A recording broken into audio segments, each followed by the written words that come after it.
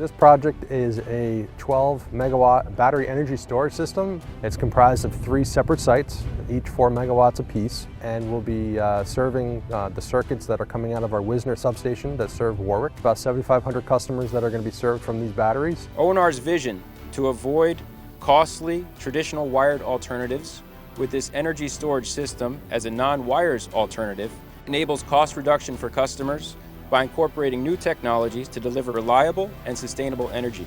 Without this vision, we would not be standing here today. Orange and Rockland built this system to allow us to be able to store the energy during the nighttime hours and then dispatch during the day. We see additional solar coming online, we see wind power, we see hydropower.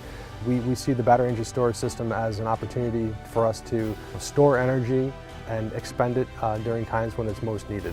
It's important as we continue to evolve and rely on electric to suit our needs that we develop systems like this to do that.